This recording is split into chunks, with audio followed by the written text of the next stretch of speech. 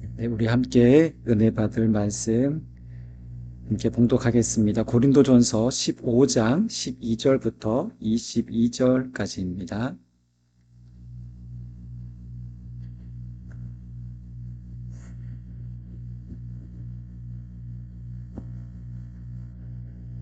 고린도전서 15장 12절부터 22절까지 말씀 우리 다 함께 찾으셔서 우리 한 절씩 교독하도록 하겠습니다.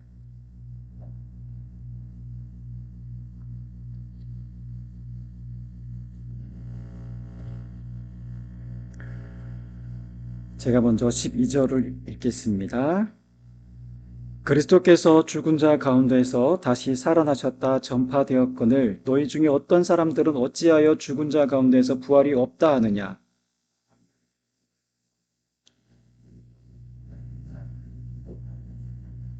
그리스도께서 만일 다시 살아나지 못하셨으면 우리가 전파하는 것도 헛것이요 또 너희 믿음도 헛것이며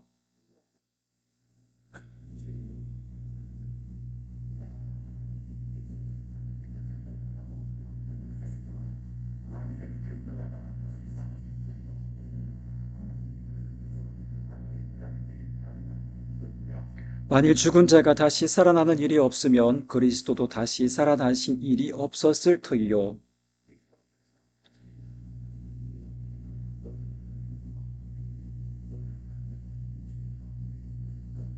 또한 그리스도 안에서 잠자는 자도 망하였으리니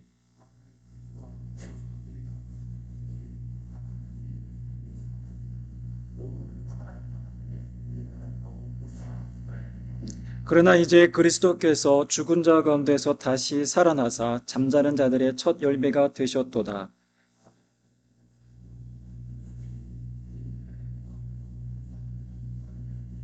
다 함께 읽겠습니다. 아담 안에서 모든 사람이 죽은 것 같이 그리스도 안에서 모든 사람의 삶을 얻으리라. 아멘. 잠시 기도하고 말씀 나누겠습니다. 생명의 주님, 부활의 주님, 오늘 우리가 주님의 말씀을 통하여서 이 부활의 놀라운 신비를 깨닫게 하시고 이것이 우리의 삶으로 경험되어지게 하시고 우리가 이 부활의 삶을 살아감으로 하나님 이 땅 가운데서 죽음의 권세 아래 매인 것이 아니라 산 소망으로 능히 담대함으로 믿음으로 우리가 살아낼 수 있도록 주여 인도하여 주옵소서.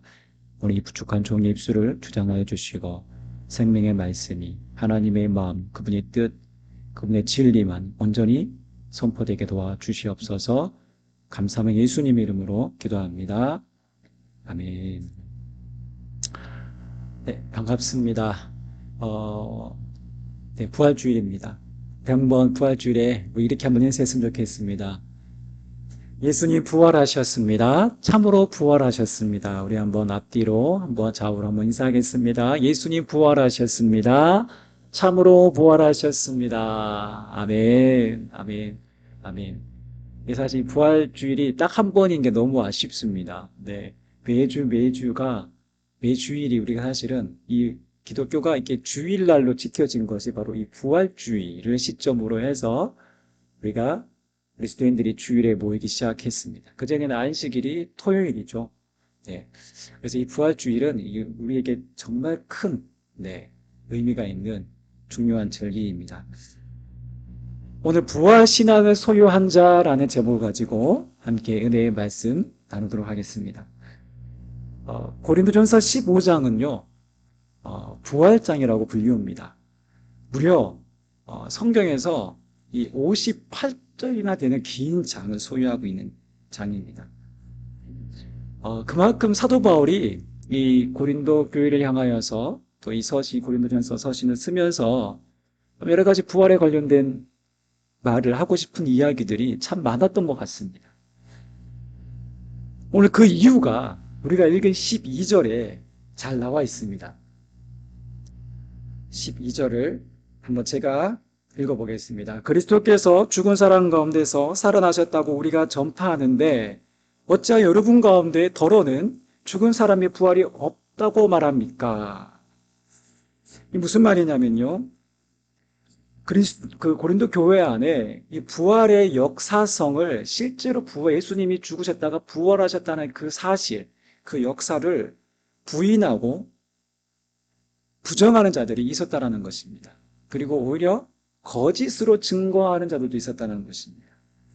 그 중에 보시면 이제 소위 초대교회 안에는 영지주의자들이 마치 오늘날의 신천지와 같은 그런 교회 안으로 침투하여서 거짓 교사들을 행세를 하면서 그렇게 사람들을 회유하며 진리로 가로막는 자들이었습니다. 그들의 주장이 이렇습니다. 예수의 어떤 몸의 부활을 부정합니다. 육신의 부활을 부정합니다.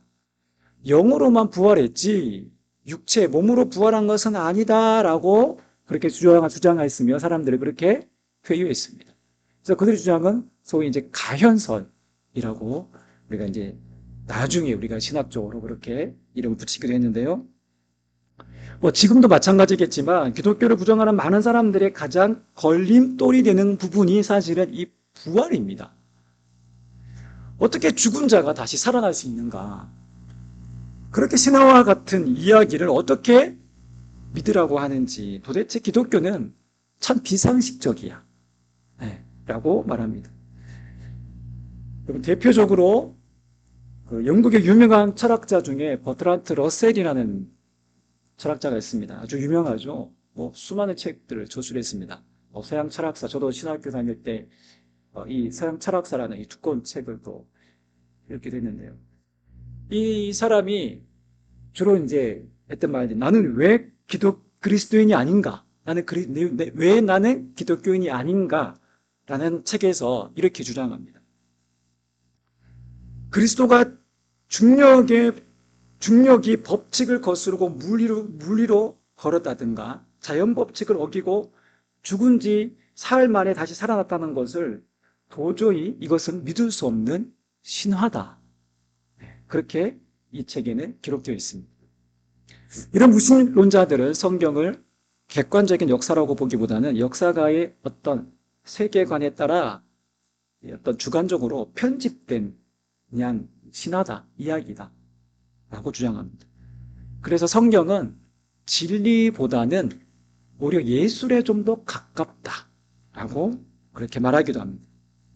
그런데 기독교에서는 이 부활을 역사적인 사실이라고 분명하게 말합니다.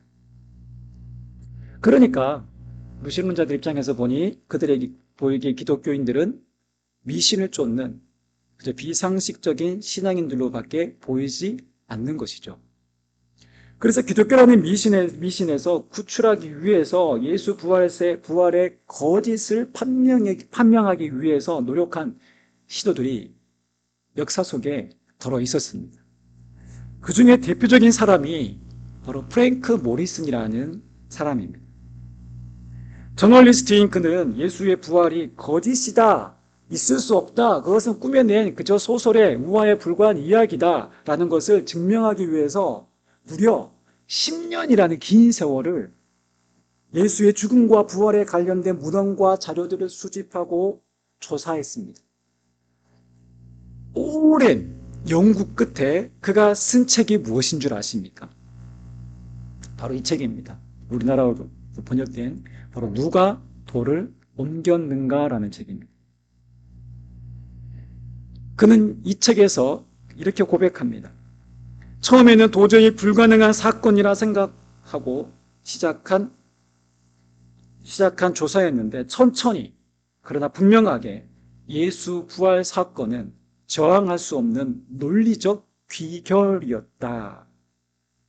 이렇게 그는 처음에는 의심과 여러 성경에 대해서 특히 부활 사건에 대해서 조작된 사건이다라는 어떤 전제를 가지고 조사하고 탐구하고 연구했으나 그 결론은 가면 갈수록 조사하면 조사할수록 찾으면 찾을수록 분명하게 더더욱 결론에 치닫는 것은 예수 부활 사건은 저항할 수 없는 필연적 사건이다라는 것입니다. 이런 결과를 발표하고 오히려 그는 예수 그리스도에 대한 믿음, 신앙을 고백하고 나서 바로 아까 그 책을 저서하게 되죠.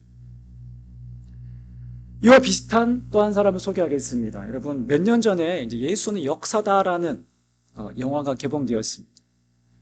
아마 보신 분들도 간혹 계실 것 같은데요. 이 영화는 실화를 바탕으로 만들었습니다. 기회 되시면 혹시 못 보신 분들은 꼭 보시기를 추천드립니다. 이 영화의 주인공이 리스트로벨은 시카고의 한 잡지사의 법률 기자였습니다. 그는 이성을 되게 중요하게 생각했기에 보이는 것만 믿는 사람입니다. 그런데 자기 아내가 점점 이제 어떤 사건을 통해서 아이가 이제 믿는 사람을 통해서 도움을 받고, 그러면서 이 아내가 그분을 통해서 이제 이렇게 복음을 듣고 나면서 이 아내가 점점점 바뀌어가는 거예요. 신앙인이 되어가는 모습을 보면서 이 남편이 야, 이러다가 이 독실한 이 또 기독교인 되는 거 아니야? 라는 위기감을 느끼게 됩니다. 그런 경우 많잖아요. 우리 주변에. 그래서 그는 예수의 역사성과 부활을 부정하기 위해서 10년까지는 아니지만 2년이라는 긴 시간 동안 과학, 의학, 신학 등 각 분야에 나름 권위 있는 사람들, 저명한 사람들을 만나서 인터뷰하기 시작합니다. 부활이 한낱 꾸며낸 이야기에 불과하다는 것을 증명해내기 위한 정말 노력입니다. 여러분, 법률 기자가 얼마나 바쁩니까? 근데 그 자기 본업도 하면서 이걸 조사한다는 게 쉽지 않거든요. 그런데 수많은 시간들을 때로는 잠도 자지 않으면서도 이런 조사하고 찾는 노력들을 합니다. 그렇게 여러 문헌과 역사 자료를 찾아 수집하고 정리하고 논증해 갑니다. 그도 비슷하게 부정하면 부정할수록 그는 예수의 부활 사건이 역사적인 사건 쪽으로 점점점 방향이 흐르는 것을 부인할 수 없었습니다. 그렇게 이 혼란을 겪으며 그는 결국 예수의 부활이 사실이다라는 양심 선언을 하게 되고 1981년 예수를 개인의 구주로 영접하게 됩니다. 사실 이런 케이스는요, 생각보다 많습니다. 꼭 이런 저널리스트까지 아니지만 우리 주변에도 예수 부활에 대해서 의심하고 조사하고 찾고 연구한 사람들이 얼마나 많겠습니까? 그렇다면 우리가 기독교 신앙에 있어서 이 부활의 역사성이 왜 그렇게 중요할까요? 단지 신앙의 영역으로만 이렇게 알고 있으면 되지 않습니까? 그런데 왜 이 부활의 역사성이 중요할까요? 오늘 바울이 이 부분을 사실 정확하게 짚어가면서 설명하고 있습니다. 그 내용이 우리가 읽은 본문의 내용인데요. 가장 많이 등장하는 단어가 무엇입니까? 바로 헛되다라는 말입니다. 헛되다. 바로 예수의 부활이 부정되면 우리가 전하는 복음, 우리의 믿음, 모든 것이 헛되다라는 것입니다. 예수가 부활하지 않았다면 하나님이 그분을 다시 살리신 것이 아니기에 하나님을 또한 거짓되게 증거하는 것입니다. 그리고 그리스도를 믿고 죽은 자 또한 아주 헛된 죽음으로 끝나버립니다. 멸망 그 자체인 것입니다. 그렇게 사도 바울은 믿지 않는 사람들보다 오래 믿는 사람들이 더 비참하다, 불쌍한 자다 라고 그렇게 얘기하지 않습니까? 사도 바울의 논리는요, 이 예수 부활 사건을 무신론자들이나 회의론자들이 주장하는 것처럼 만약 그것이 사실이 아니라고 여긴다면 기독교의 모든 진리 자체가 완전히 무너져 내린다는 것입니다. 즉 우리의 믿는 모든 것이 헛된 것이 되어버린다는 것입니다. 그러나 앞에서 제가 두 무신론자가 예수를 부정하려 했으나 오히려 예수 부활의 증인으로 양심 선언하게 된 이야기처럼 예수 부활은 역사적인 사건이며 동시에 우리에게 충분히 납득되는 논리이며 진리 그 자체입니다. 부활의 진리이며 역사적 객관적 사건이라는 것을 제가 몇 가지 말씀드리도록 하겠습니다. 터키의 옛 수도인 이스탄불의 옛 도성 안에 1700년이나 된 성 소피아 사원이 있습니다. 아마 제가 그림을 주면 되는데 아주 웅장한 성 소피아 사원입니다. 최근 거기 소장되어 있던 비밀 문서가 발견되어서 예전에 이제 가이드 포스트지라는 이제 미국판 가이드 포스트지에 이를 소개하게 되었습니다. 문서의 제목은 예수의 체포와 신문 및 처형에 관하여 가이사에게 보내는 빌라도의 보고서. 즉 예수님을 처형하도록 명령한 이 빌라도 총독이 예수님의 죽으심과 또한 그 죽음 이후에 부활의 사건까지를 다 모든 정황들을 다 또 여러 가지 사람들이 유대인들의 당시 얼마나 소란이 있었습니까? 예수의 죽음에 인하여서 그 모든 사건들을 가이사 당시 황제에게 보고한 내용이 한 문서로 발견되었습니다. 그래서 책으로도 나왔습니다. 빌라도의 보고서라는 책으로도 나왔습니다. 사실 이 황제에게 보고한 내용은 사실은 페이지가 꽤 분량이 많습니다. 근데 그걸 다 제가 읽기에는 시간상 너무 많고요. 그 일부분만 한번 읽어보도록 하겠습니다. 각하께 문안드립니다. 제가 다스리는 지역에서 최근 수년 동안 일어난 사건은 나라의 운명까지도 변하게 할지 모르는 일이기에 각하께 소상히 알려드리고자 합니다. 원하지는 않았지만 폭동이 걱정되어 희생양으로 예수라는 청년을 십자가에 처형했습니다. 그리고 다 끝난 줄 알았는데 더 큰 혼란에 빠지게 되었습니다. 그 이유는 그가 부활했기 때문입니다. 무덤은 텅 비었고 제자들은 예수의 부활을 전파하고 있습니다. 예수의 생애는 마치 진흙이 토기장의 손에 있듯 모든 것이 그의 손에 있음을 증명하고 있습니다. 따라서 저는 그의 주장이 사실일 수밖에 없다고 감히 말씀드립니다. 이 구절은 그 내용에 있어서 그 서신에 있어서 핵심적인 그 내용만 줄인 아주 짧은 내용인데요. 사실은 장황합니다. 빌라도는요, 로마의 총독으로 처음에는 예수에 대해서 잘 알지 못했지만 예수의 죽음에 관여하면서 되어지는 모든 과정들을 통하여서 오히려 부활의 사건을, 예수의 부활을 증언하는 증언자로서의 역할을 지금 하게 되었다는 것을 우리가 볼 수 있습니다. 사실 부활에 대한 증거는 너무나도 많습니다. 그러나 가장 확실한 증거는 우리가 성경을 통해서 확인할 수 있습니다. 바로 부활의 소식을 전한 제자들입니다. 아는 것처럼 예수님께서 십자가에 달리시자 제자들은 다 뿔뿔이 다 흩어졌습니다. 도망갔습니다. 수제자라고 했던 베드로조차도 예수님을 3번이나 부인했습니다. 십자가 앞에서 그들 또한 함께 잡힐까 두려워서 그들은 도망쳤습니다. 예수님을 부인하고 뿔뿔이 제갈길로 흩어졌습니다. 그랬던 그들이 사도행전의 기록을 보면 그들은 목숨을 걸고 예수 복음, 부활의 증언자로서 자처하면서 복음을 증언하기 시작합니다. 여러분, 두려움의 문을 꼭꼭 걸어 잠궜던 이들이 예수가 부활했다라고 막달란 마리아가 얘기하고 막 제자들이 소식을 들었음에도 불구하고 그들이 믿지 않았어요. 마가복음 16장에 보시면 그들이 믿지 않았다라고 연거푸 3번이나 반복합니다. 제자들이 그만큼 예수의 죽음 이후 그들은 두려움에 떨고 있었어요.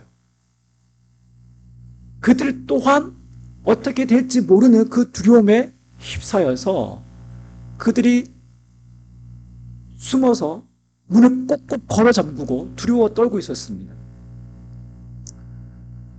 그런데 그들이 어떻게 몇 달의 시간이 지나고 나서 예수를 죽인 사람들 앞에서 담대하게 예수가 살아나셨다, 예수의 십자가와 부활의 복음을 당당하게 증언할 수 있습니까? 아니, 어떻게 사람이 순식간에 그렇게 변할 수 있을까요? 그것은 그들에게 증거가 있었기 때문입니다. 바로 그 증거가 부활입니다. 주님이 고난당하시고 부활하신 후 그들과 함께 부활하신 예수님은 40일 동안 함께 시간을 보내셨습니다. 이후에도 부활의 증거는 성경에 나와 있습니다. 마태복음 28장 11절에서 15절을 한번 찾아보겠습니다. 마태복음 28장 마지막 장 28장 11절에서 15절 말씀입니다. 제가 한번 빠르게 한번 읽어보겠습니다. 여자들이 갈 때 경비병 중 몇이 성에 들어가 모든 못된 일을 대제사장들에게 알리니 그들이 장로들과 함께 모여 의논하고 군인들에게 돈을 많이 주며 이르되 너희는 말하기를 그의 제자들이 밤에 와서 우리가 잘 때에 그를 도둑질하여 갔다 하라. 만일 이 말이 총독에게 들리면 우리가 권하여 너희로 근심하지 않게 하리라 하니 군인들이 돈을 받고 가르친 대로 하였으니 이 말이 오늘날까지 유대인 가운데 두루 터지니라. 무덤을 지켰던 여러분 경비병들이 있었습니다. 여러분 무덤을 지킬 이유가 있습니까? 없습니까? 사람이 죽었으면 이유가 없어요. 그런데 예수님이 분명히 사흘 후에 3일 만에 다시 부활하겠다라는 말씀을 하셨잖아요. 그래서 혹시나 하는 마음에 이 대제사장들이 경비병을 푼 거예요. 그래서 그 무덤을 지키게 했습니다. 근데 무덤을 지켰던 경비병들의 보고가 무엇입니까? 예수가 사라졌다는 거예요. 없어졌다는 것입니다. 그리고 빈 무덤만 남았다는 겁니다. 그런데 대제사장들과 장로들의 반응이 어떤지 성경이 기록하고 있습니다. 12절 보면 병사들에게 뇌물을 주면서 그것도 많이 주면서 예수의 제자들이 우리가 잠든 사이에 시체를 훔쳐갔다라고 하여라라고 당부합니다. 여러분 만약 부활이 거짓이었다면 만약 부활이 실제 사건이 아니었다면 왜 이들이 함께 모여서 회의를 하고 또 이 사실을 은폐하려고 했을까요? 왜 돈을 주면서 그들에게 그들의 입을 닫으려고 했을까요? 그들 스스로 예수의 부활을 인정했다는 것입니다. 그러나 그들은 예수를 믿지 않았던 것이죠. 그분 앞에 굴복하지 않았던 것입니다. 그럼 오늘도 마찬가지입니다. 예수님이 처녀의 몸에서 태어난 사건도 못 믿는데 그보다 더 믿기 힘든 사실은 바로 십자가에 죽으셨다가 다시 예수가 살아나셨다는 것입니다. 이건 도저히 못 믿겠다는 것입니다. 또 한편에서는 성경에 대해서 자의적으로 해석하는 사람들 중에 어떤 사람들은 예수가 처녀의 몸에 태어났고 다시 부활했다라는 이런 신비한 사건은 그리 중요하지 않다. 우리는 예수가 한 그 말의 의미에 보다 더 집중하면 된다 라고 말합니다. 소위 자유주의 신학입니다. 그런데요, 우리가 분명히 그 말도 맞습니다. 예수님의 말씀의 그 의미, 그 내용에 우리가 집중한 거 맞습니다. 그러나 우리가 이 예수님의 부활의 역사성을 부인하면 그때부터 기독교는 그저 평범한 종교가 되어버립니다. 진리가 아닌 종교, 사상이 되어버리는 것입니다. 예수가 살아났다는 것이 뭐 그리 중요한 거냐 이렇게 반응하겠지만 아닙니다. 예수의 부활의 역사성을 인정한다는 것은 예수가 존재했을 뿐만 아니라 그분이 부활하셔서 오늘도 여전히 우리 가운데 살아 계시다라는 것을 우리에게 보여주는 것입니다. 왜 부활의 사건이 중요합니까? 왜 부활이 중요합니까? 그 부활이 바로 모든 어둠과 흑암, 죽음의 권세를, 사망의 권세를 깨뜨리셨다는 증거로서 중요합니다. 즉 예수님의 부활은 인간이 영원히 우리가 안고 가야 하는 죄와 죽음의 그 무게, 그 짐, 그 권세를 죄 세력들을 깨뜨리신 하나님의 승리, 다시 말해 죄로 인한 죽음의 문제를 예수님이 완전히 부활을 통하여서 완전히 해결하셨다는 것입니다. 여러분, 죄와 죽음은 불가분의 관계입니다. 서로 연결되어 있습니다. 로마서 6장 23절에 보면 죄의 삭은 사망이요, 죽음이요라고. 죄의 대가, 죄의 결과, 인간의 죄로 인한 우리 마지막 종착역은 바로 죽음이라는 것입니다. 죽음을 부정할 수 있는 인간이 누가 있겠습니까? 인간은 모두 다 죽습니다. 인간이 죽는다는 것 자체만으로도 인간이 죄인이라는 사실을 분명하게 보여주고 있는 것입니다. 이 세상의 어떤 권력자도 그 누구도 죽음을 피할 수 없습니다. 이승장 목사님이 쓰신 왜 나는 예수를 믿는가, 우리 김선동 성도님께도 책을 선물해 드렸는데, 그 책에 보시면 이런 내용이 등장합니다. 그 책의 3장에 보면 참 이분이 참 많은 여러 아픔이 많으세요. 어릴 때부터 많으신데 이제 결혼하고 나서 이제 딸을 낳게 됩니다. 그 이름을 한나라고 이름을 짓습니다. 이 한나라는 딸에 대한 이야기를 그 책의 3장에서 소개하고 있습니다. 안타깝게도 이 딸은 태어난 지 8개월, 태어난 지 그러니까 8개월 만에 태어나게 되고요. 선천성 심실 중격 결손증, 저도 이런 병이 처음 들어봤습니다. 네, 어떤 심장에서 나오는 좋은 피와 심장으로 들어가는 나쁜 피가 섞였다고 하더라고요. 심장에 구멍이 생겨서. 그래서 산소 부족으로 이게 심장을 찌르는 듯한 그런 고통을 준다고 합니다.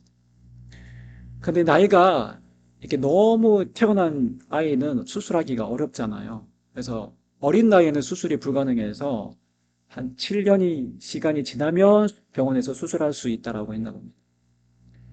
그래서 그 나이가 이제 한 8살 때쯤 되어서 이 심실 사이에 난 구멍을 메우는 이제 큰 수술을 이제 진행합니다. 이 책에서 수술 전에 아빠와 딸이 나눈 대화가 이렇게 기록되어 있습니다.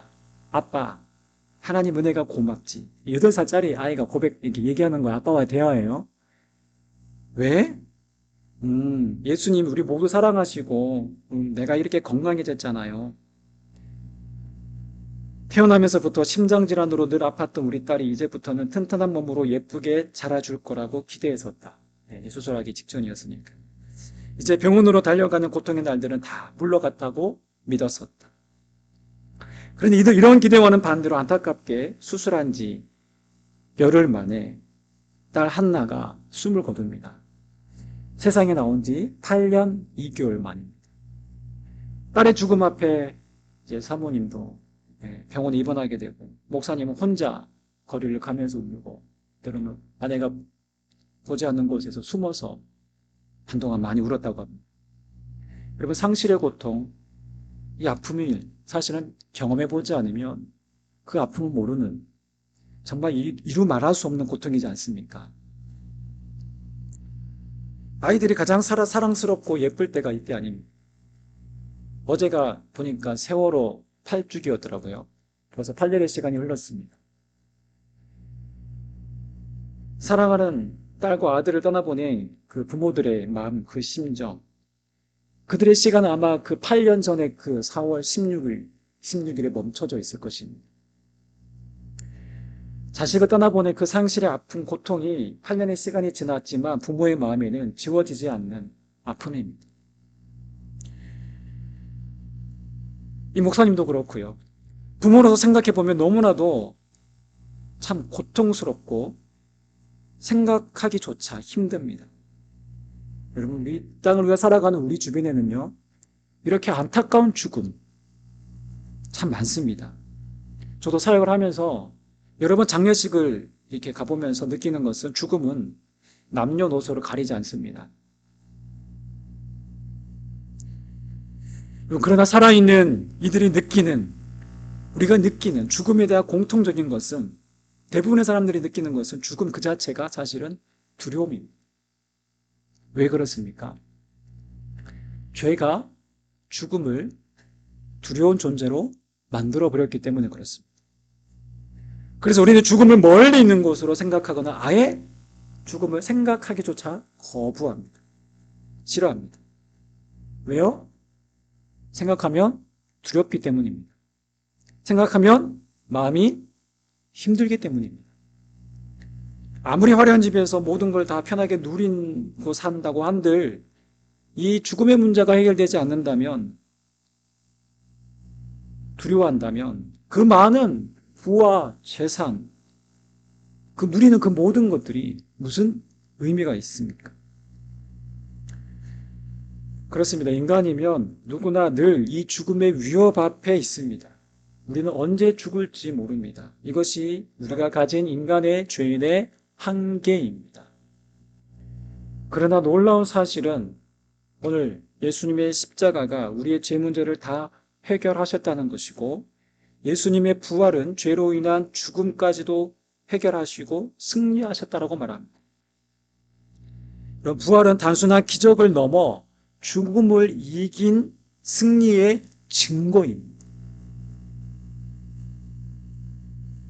그래서 부활의 사건, 더 나아가 이 부활의 신앙을 소유한 이들은 죽음이 주는 공포와 두려움, 삶의 불확실성 앞에서도 우리는 담대하게 미래를 마주할 수 있다는 사실입니다.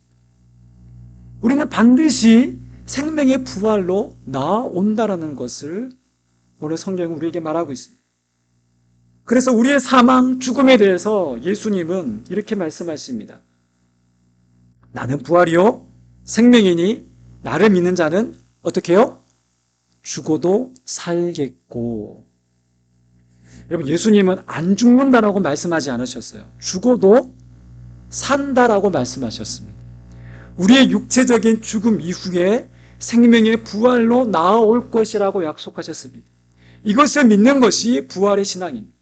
이 신앙을 가진 자는 죽음 너머의 영혼을 바라보며 하나님 나라를 소망하게 된다는 것입니다. 예수님의 부활은 우리도 반드시 부활할 것을 라는 사실을 미리 보여준 사건입니다. 고린도전서 15장 20절 21절 말씀을 다시 한번 세번역으로 한번 읽어보겠습니다. 다 함께 화면을 보시고 읽어보겠습니다. 시작. 그러나 이제 그리스도께서는 죽은 사람들 가운데서 살아나셔서 잠든 사람들의 첫 열매가 되셨습니다. 한 사람으로 말미암아 죽음이 들어왔으니 또한 한 사람으로 말미암아 죽은 사람의 부활도입니다. 그리고 부활의 첫 열매, 가장 먼저 부활하신 예수 그리스도. 그리고 바로 그 다음 열매는 누굽니까? 예수 안에 죽은 자들입니다. 그래서 성경은 말합니다. 예수 안에 죽은 자들은 복되도다. 죽음은 사망이고 죽음은 두려운 것이고 죽음은 형벌인데 성경은 예수 안에 죽은 자는 복되도다라고 말합니다. 그렇게 부활은 오늘 우리의 삶을 살아가는 유일한 희망입니다. 왜냐하면 죽음조차도 더 이상 우리의 삶을 이제는 더 이상 삼킬 수 없기 때문입니다. 고린도전서 15장의 말미에 가면 15장 55절에 사도 바울은 이렇게 선언합니다. 우리 함께 읽어보겠습니다. 시작. 사망아 너의 승리가 어디 있느냐? 사망아 내가 쏘는 것이 어디 있느냐? 여러분, 예수 그리스도의 부활의 사건으로 부활의 첫 열매가 되심으로 오늘 우리는 죄와 사망의 권세가 무력하게 되었다라는 것을 우리는 반드시 기억해야 합니다. 예수 안에 있는 우리의 죽음의 문제를 우리는 이미 다 해결받은 자들입니다. 그렇다면 오늘 우리를 억누르는 여러 삶의 크고 많은 문제 가운데 우리를 힘겹게 할 수는 있어도 그것 때문에 우리가 낭망하거나 절망할 필요가 없다는 것을 우리는 깨닫게 됩니다. 왜냐하면 우리에게는 이 부활의 소망이 있기 때문에 그렇습니다. 앞전에 말씀드렸던 이승자 목사님의 딸 한나의 죽음 이후 상실의 고통을 지나오면서 목사님은 책의 말미에 이런 고백을 하십니다. 제가 한번 읽어보겠습니다. 딸 한나가 세상을 떠나고 몇 주 후 우리 부부는 함께 성경을 읽기 시작했다. 부활장이라고 일컫는 고린도전서 15장을 읽고 또 읽었다. 그리고 육체의 죽음 후에 부활의 소망을 주시는 예수님의 부활을 믿음으로 영접했다. 예수의 부활과 함께 믿는 자의 몸의 부활도 믿음으로 영접했다. 부활이 막연한 교리가 아니라는 것을 확실히 믿게 되자 기독교 신앙이야말로 인간을 살리는 복음이라는 확신을 갖게 되었다. 나는 인간의 한계를 인정하고 전능한 창조주만이 할 수 있는 영역이 따로 있다는 것을 겸허하게 받아들였다. 우리도 부활한다라는 소망은 시간 안의 존재이기 때문에 어쩔 수 없이 쫓기듯 살던 세상을 이제 좀 더 여유를 갖고 영혼을 사모하며 담대하게 살게 해 주었다. 여러분, 부활의 생명으로 산다는 것은 우리가 죽음 앞에서도 다시금 새로운 소망을 바라보게 하는 것입니다. 그래서 믿음의 사람들은 가족의 죽음, 사랑하는 이의 죽음 앞에서도 절망하지 않고 슬픔을 다시금 딛고 다시 우리의 주어진 삶, 그 인생을 살아가게 된다는 것입니다. 우리에게는 부활의 소망이 있습니다. 고난 앞에서도, 부족한 삶의 환경에서도, 그리고 죽음이 주는 두려움 앞에서도 이 부활의 신앙을 소유한 자로 살아가시는 우리 양조어북교회 믿음의 성도님들 되시기를 주님의 이름으로 축원합니다. 아멘. 기도하겠습니다. 모든 죽음을 이기시고 생명으로 부활하신 주님의 이름을 찬양합니다.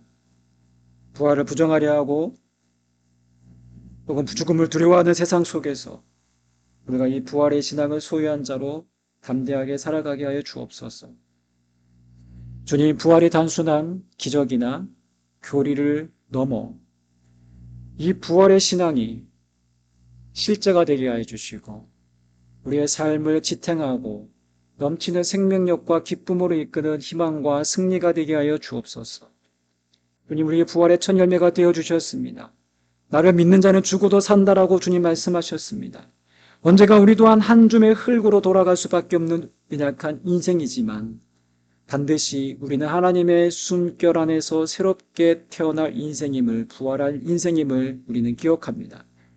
지금은 고통과 여러 복잡한 우리가 삶의 문제를 안고 살아가지만 오늘 우리가 살아갈 수 있는 유일한 이유는 예수 그리스도께서 부활하셨고 그 부활하신 주님이 우리와 함께 하심을 믿기 때문입니다. 오늘 이 부활의 믿음을 소유한 자로, 이미 승리한 자로 오늘 부활을 살아가게 하여 주옵소서. 이 믿음으로 승리하는 우리 모든 양조어북교회 믿음의 성도들 되게 도와주옵소서. 감사하며 예수님의 이름으로 기도합니다. 아멘.